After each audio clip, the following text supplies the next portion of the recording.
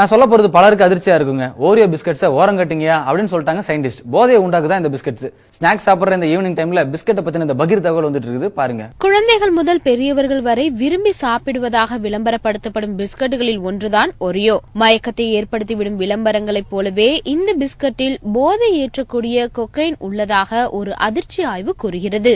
மளிகை வாங்க சென்றால் குவியலாக குழந்தைகளை சீண்டும் வகையில் இந்த பிஸ்கட்டுகள் மார்க்கெட்டில் அளவுக்கு அதிகமாகவே இருக்கிறது. இந்த பிஸ்கட்டை போன்றே பல நிறுவனங்களும் புதிதாக கிரீம் பிஸ்கட்டுகளை அறிமுகப்படுத்தியுள்ளன. ஆனால் ஒரியோ பிஸ்கட்டுகளை சாப்பிடும் குழந்தைகளின் மூளை கொக்கைன் போதைப் பொருளை உண்ட உற்சாகத்தை அடைவதாக அமெரிக்க ஆய்வாளர்கள் கண்டறிந்துள்ளனர். இது தொடர்பாக கனெக்டிகட் கல்லூரியைச் சேர்ந்த அறிவியல் ஆய்வாளர்கள் ஒரியோ பிஸ்கட்டை எலிகளுக்கு சாப்பிட கொடுத்து ஆய்வு மேற்கொண்டனர். அப்போது மூளை செல்களில் கொக்கைன் உட்கொண்டது போன்ற மாற்றம் ஏற்பட்டது.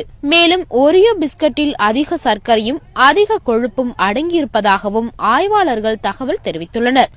மேலும் சாப்பிட தூண்டும் வகையில் சுவையை தரும் இந்த பிஸ்கட் குழந்தைகளை அடிமையாகவே ஆக்கிவிட்டது. இந்த ஆய்வின் முடிவை அடுத்து பெற்றோர்கள் அதிர்ச்சியடைந்துள்ளனர்.